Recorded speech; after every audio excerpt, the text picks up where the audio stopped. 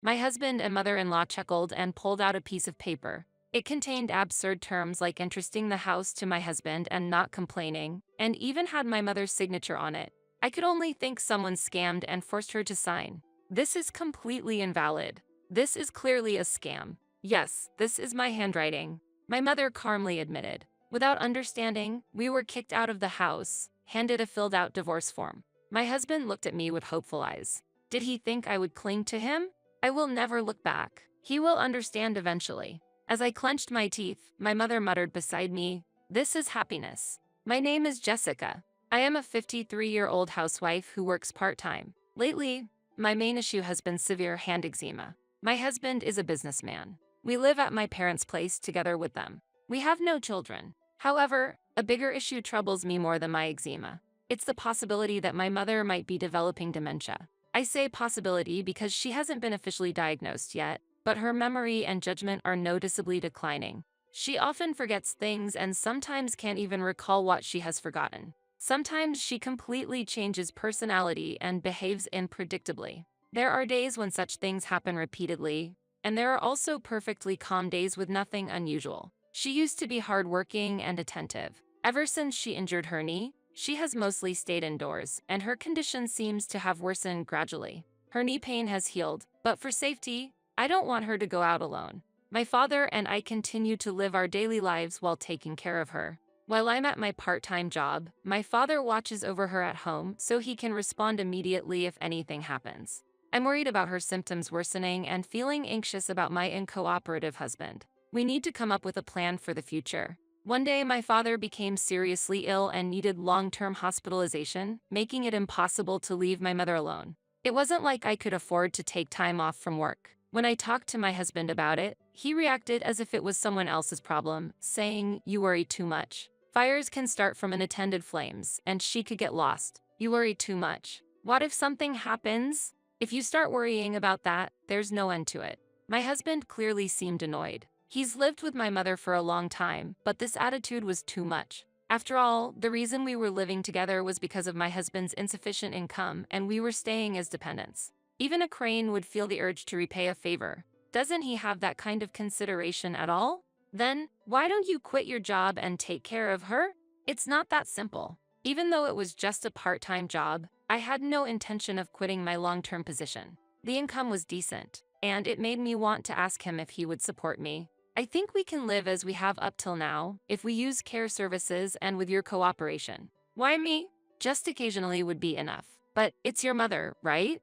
That's true, but still. It has nothing to do with me. Handle it yourself. That way of speaking is, first of all, is her condition bad enough to need care services? That's for the hospital too. You've been complaining about your hand eczema and the pain from standing at your part-time job at the beauty salon for a long time. Just quit already. My husband smacked his lips in annoyance and left immediately. How terrible. I do have hand eczema, but I never said I wanted to quit. It angered me to have my beloved job belittled. I knew this time would come someday. You say it has nothing to do with you, but that can't be true. We're family. I even thought about doing the same if his mother were in the same situation. It was infuriating, but there was nothing I could do. I was able to be flexible because I worked part-time. It's still a long way from now, but when my mother will be in need of help with changing clothes or bathing, she will likely resist. If I quit being a hairstylist at this age, returning to the field will be difficult. Trends and chemicals constantly change, making it hard to keep up. I even have clients who specifically request me. But there are many other hairstylists, yet only I can take care of my mother. Feeling down won't change the situation. I must stay positive and keep moving. Once my father is discharged from the hospital, we should be able to return to our previous life. And to do so, I will have my mother thoroughly examined at the hospital, have a serious talk with my husband, apply for caregiving services, and plan for the future. I really don't want to quit my job. I plan to ask for some time off for a while. A few days after making that decision, my father, who had been hospitalized, suddenly passed away. I couldn't believe it. When a relative dies, there's no time, not even for mourning. Preparations for the funeral and numerous procedures are needed one after another. My mother was devastated, sometimes looking dazed like a child and occasionally bursting into tears, unable to control her emotions. Dressed in mourning clothes, my mother seemed transformed, fulfilling her role as the chief mourner with dignity. I also did my best to support her, staying by her side throughout. It was quick, but we got to send off my father. For the first time, we truly felt the loneliness of his absence, both emotionally and physically exhausted. He wasn't talkative, but I remember my kind-hearted father. I understand that he is gone, but his chair, teacup, reading glasses, and the novel he was halfway through reading were still as they were left. Neither my mother nor I were ready to put these things away yet. It was at this time that my husband brought his parents over. Indeed, he had said this morning that he would bring them to help clean up the house. While I appreciated the thought, I was not ready yet, so I decided to decline their help and just serve them tea before asking them to leave. My mother seemed quite tired and soon began dozing off. I wanted to leave her undisturbed. I led my in-laws to the dining room and prepared tea. My husband demanded, not tea, make coffee, and bring out something sweet. I momentarily thought, these are your parents. Why don't you handle it? But harboring resentment for long is pointless. I've decided to live positively. Let's call a service to dispose of the large items quickly. Let's do that, said my mother-in-law and husband. I wish they wouldn't decide everything on their own. I'm sorry, but I'm not ready to clean up yet. What? My mother-in-law was surprised. Let's postpone it for a little while longer. What? My mother and I are emotionally not ready yet. When I explained this, my mother-in-law looked doubtful and argued, that's troublesome. We can't do that. I couldn't understand why it would be troublesome for her. I looked at my husband for his reaction, but he avoided my gaze. The house has already been passed on to the eldest son and his wife. The renovations are about to start soon. And what about where we will go? I'm sorry, I don't quite understand what you mean. Suddenly, my husband declared, from now on, I'll live here with my parents. What are you talking about? Everything has already been decided. What? But this is my home. I was bewildered, and my husband wouldn't look me in the eyes. Jessica, didn't you know? My mother-in-law joined as if it were obvious. I did tell you. You probably forgot because you were busy with the funeral, my husband stated calmly. There's no way I would miss hearing such an important information, no matter how busy I was. I have no idea what you are talking about, and you can't do this without my consent. Your consent isn't needed anymore. It's already resolved. What do you mean? I've already settled it with your mother. I felt as if cold water had been splashed on me. When did such a discussion even happen? Could it be that they decided this while my mother was out of her senses? This can't be allowed. I stood there, stunned. My mother-in-law addressed my husband. You know, someone who has quit their job and does nothing, and an old person who needs lots of care can be a handful, right? My husband nodded in agreement. That's right. That's why you two need to leave this house, and preferably soon. I was too shocked by her words to even respond. Someone who does nothing and an old person who needs lots of care? Is she referring to my mother and me? Why do we have to leave? This is my parents' house. Please take that back. Oh, Jessica, don't make such a scary face. I am still working, and I'm not being dependent. My mother does not have dementia. That's completely false. I cannot tell lies, haha. How can she laugh and say that?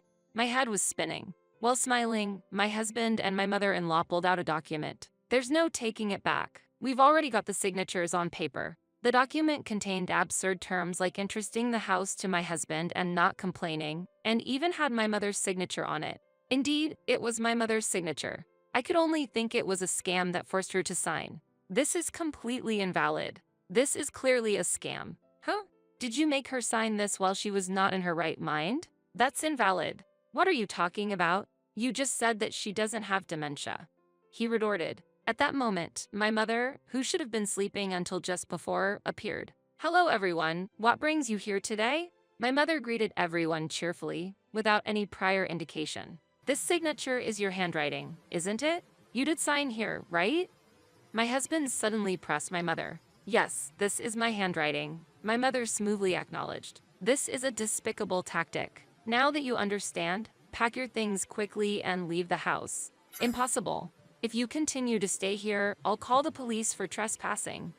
I was threatened. This situation was too unreasonable. Without getting to the bottom of it, we were driven out of the house, while holding a completed divorce form. My husband looked at me with a smirk, as if expecting something. It was as if he thought I would cling to him. I tried hard not to meet his eyes, holding back my anger. When leaving the house, I wanted to take at least one of my father's belongings, and what I managed to get was a pair of leather shoes that were at hand. I remember how lovingly my father had cared for them. Though men's shoes may be of no use, It was better than leaving with nothing. My mother and I got into the car and just kept driving aimlessly. Anger towards my husband and his parents, sadness over what I had lost, and a vague sense of anxiety mixed together. Carrying an immense sense of despair, I wondered how my mother and I would go on from here.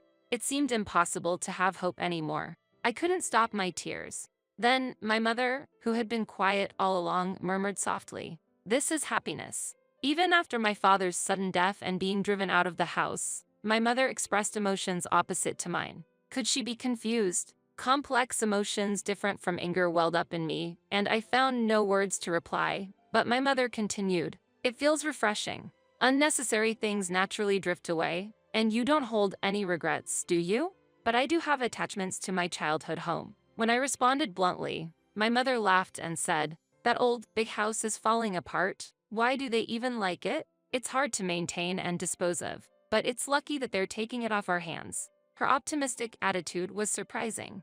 "I wanted Dad to live longer." "What are you talking about? It was better this way."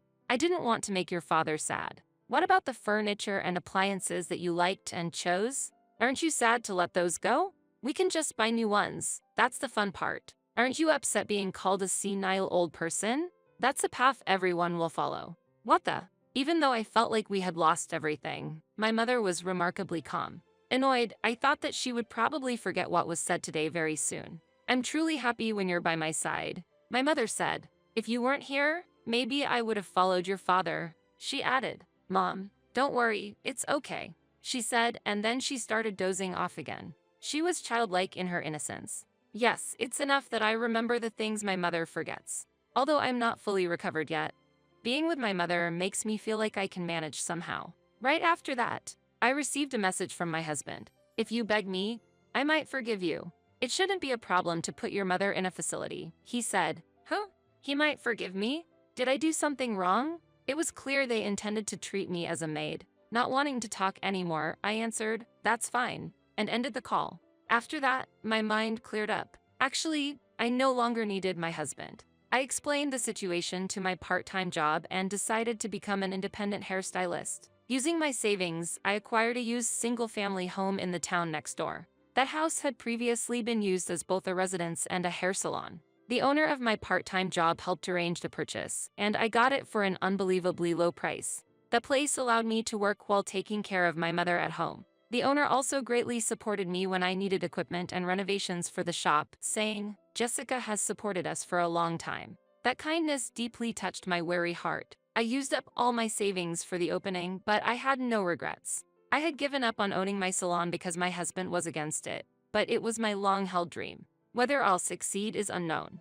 The anger towards my husband and his parents hadn't completely disappeared. However, the business helped distract me from those feelings, and the excitement of new challenges outweighed them. I won't look back. I have finally opened my own hair salon, a dream I've held for many years. My mother helped with cleaning and laundry at the salon. She enjoyed gardening in her free time. Talking with neighbors became part of our daily routine. It really helped that they promoted the shop. The time I spend daydreaming also decreased. Just as my new life rhythm with my mother calmed down, I received a message from my husband. "Why aren't you contacting me?"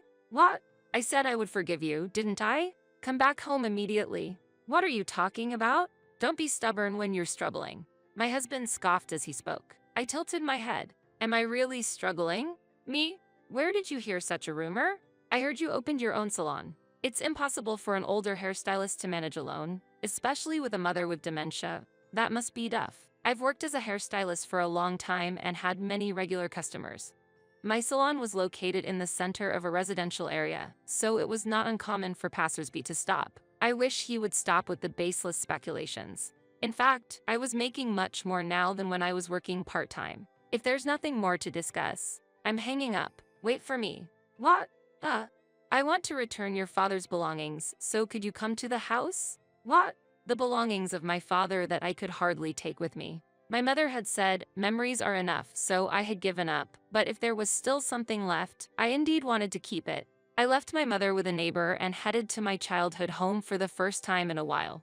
At that moment, I had forgotten how terrible my husband had been and was even feeling thankful for some reason. The scene at the entrance of my childhood home was bizarre, with unnecessary cardboard boxes piled up and mud and dead leaves left as they were. I was surprised to see the house so dirty, and my ex-husband came out from inside. Hey, long time no see. I'm short on time. Please hand over the belongings quickly. Come in and take them. It had been a long time since I returned to my childhood home, and it was so dirty that I hesitated to even take off my shoes. It's troublesome with things scattered around. Mom can't clean it up. In the previous residence, the wife of the eldest son was in charge of cleaning. While he complained, I wondered why he wouldn't clean up himself. He was still a person lacking compassion. But that was irrelevant to me now. I no longer had any attachment to a residence ravaged by others. What used to be the living room had now become my husband's sleeping area. It was quite messy, with remnants of snacks and drinks scattered about, and an unpleasant smell lingered.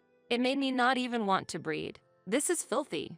I said it without thinking, and my husband responded, right? That's why you should come and clean. Suddenly he said something absurd. Really, if you had apologized earlier, it wouldn't have gotten this bad. What? For $15 per hour, you could clean up. It's a good deal, you'd make some money too. The smiling face of my ex-husband was right in front of me. Yes, he thought I was struggling with money. It didn't seem worth arguing, and I wanted to get away quickly. I refuse.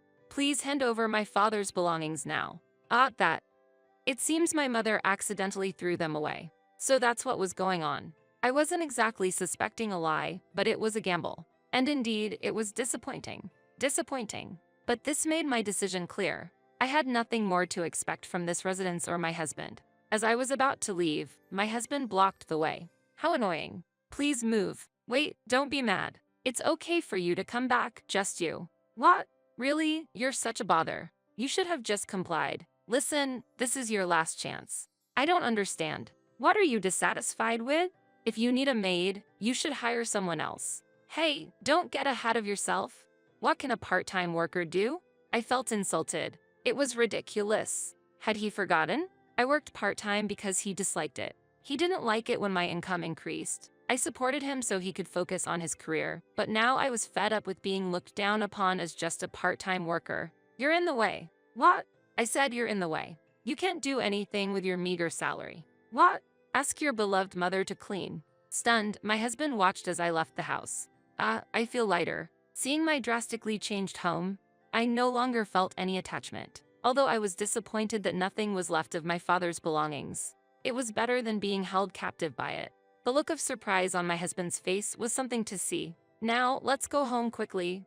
My mother is waiting. Later, I received a job offer from the owner of the beauty salon where I used to work. It was for a mobile beautician role, providing home visit services for clients who need care and can't make it to the salon. I registered with the local government and visited homes upon requests from community residents. Sometimes, work was also required at care facilities. There are hairstylists who specialize in this service. Since I also had repeat customers at my own salon, taking on this job once a week would be manageable. However, I had a mother who I couldn't leave alone. Lately, she's been well, but she didn't like going out often. Why not? I'll come with you and help out, my mother suggested when I was pondering. I usually thought of an assistant as an apprentice hairstylist, but this was an eye-opening idea. That's right. We could go out together. The doctor said the same thing. Actively interacting with society and living an active life is optimal for preventing dementia. It's important not to just worry, but to try things out. So, I decided to take on this job a few times a week. While at clients' homes, my mother helped with tidying up and served as a conversation partner for the clients, greatly aiding as an assistant. She was active and attentive, just like she used to be. No more absent-mindedness. Then, one day, my husband showed up at the salon. What did you come for? While it was inevitable that the location of my shop got known, would he intentionally come to show malice? When will he stop being a nuisance? As if to protect my mother, I hid her behind me and held my phone ready to dial 911 to call the police. Could you give me a shampoo and cut? Don't fool around. What do you want? You see, I received an eviction notice from the real estate agent. What? You sold that land and house, didn't you? I can't think of any such thing. What do you mean? They thought it was an abandoned house and sent a cleaning crew. This is no joke. So that was it. It was my mother's doing. My mother had let go of the family home. Or had the change of ownership she mentioned before been completed? Wait a minute. The only thing my mother signed was that suspicious contract. Did you think that homemade documents settled everything? I thought you were incompetent, but not to this extent. I'm at a loss for words. Give it back. That's my house. And it seems the demolition has already started. I don't know anything about that. Are you going to kick my elderly parents out of their home? You dare say that after you took my mother's house. I don't care. Then I'll make this house my own. Owning a salon and having a maid, isn't that perfect? My husband opened the door to the house attached to the shop. Don't enter without permission. Just as I was about to call the police. What? My husband suddenly calmed down. What's this? Pointing to the leather shoes of my father left in the entrance, he asked with a trembling voice, Is there someone new already? This morning, I had taken them out of the box on a whim and felt like polishing them. He probably didn't realize they belonged to my father. Well, that would be expected. The husband who didn't notice when I cut my hair by 8 inches wouldn't remember whose shoes those are. Are you cheating on me? Even though I'm still here. Huh? We've been separated for a while. Who is it? I can't forgive this. My husband turned red with anger. Can't forgive? What does he mean by that? What is he thinking? I smirked inwardly. Perhaps it wouldn't be so bad to scare someone who behaves so selfishly. Are you ready? Are you prepared to face what's coming? You should know from those expensive shoes. Half-heartedness will lead to painful consequences. I stared intently at my husband's face. He was sweating, his eyes darting around, unable to hide his agitation. I can't believe that my cowardly yet prideful husband was really prepared for this. You're awfully quiet. What's wrong? Should I call him now? What? Call? What? Is someone there? Hey darling, can you come here, please? Goodbye. My husband ran off like a whirlwind. My mother covered her face with her hands, trying to suppress her laughter. Ahaha, look, how fast he can run away. I felt a sense of relief, my tension going away. My mother kept laughing. Ahahaha, I wonder who did you call? Your acting was marvelous. Hearing this, I also started giggling. I doubt my husband will come here again. Thank you, Dad, for your help. It was, of course, my mother's doing that our former house was sold. You wouldn't really go through with changing the ownership, would you? Did you know everything? Of course. Signing that document couldn't possibly have any effect. That was the plan from the start. I just thought it might be difficult to proceed if they knew about the dementia, so I was just watching how things would go. My mother said this without any doubt in her eyes. I was surprised she was aware she had cognitive impairment, but then she added, Lately, my mind has become clearer as if the fog had lifted. I think I'm getting better. I still forget things, but I've always been like that. But to easily give up our home. Oh, it was your father's idea to sell that house. The plan was to sell it after you both moved out and then move to a convenient apartment near the station. Really, life doesn't always go as planned, does it? That's true. Reflecting back, the signs of dementia began to appear when my mother started to become housebound. Being naturally energetic, she seemed suited to interacting with people and staying active both mentally and physically. I hope she continues to stay healthy. I have to earn my own pocket money as an assistant, she said, so it seems I don't need to worry for a while. As for my ex-husband and his parents, they tried to return to their previous home but were not welcomed by the eldest son and his wife. Given the difficult personality of my mother-in-law who disliked cleaning, and my self-centered and unhygienic ex-husband, it's no wonder they were refused. The house was already in the name of the eldest son, and they couldn't touch it. The relationship between my ex-husband and his parents seems to have deteriorated, with both sides placing blame on the other. My ex-husband was blamed for losing their place to live. You need to take responsibility. Out of necessity, he bought a used house with an unreasonable mortgage, but knowing his savings and income, it seemed reckless to me. He will have to live frugally to pay off the debt. The new home already looked like a trash house, and they had just moved in. They also got scolded by the strict neighborhood association president for stacking garbage bags in front of the house, and were disliked by the neighbors. They really needed to clean up. Honestly, it's none of my business, and I don't care much, but I hope they don't bother others. And you know what? His parents are still healthy. They should work to support their low-income son. If they don't want to be scolded, they will at least have to clean up by themselves. It should also have good effects for preventing dementia.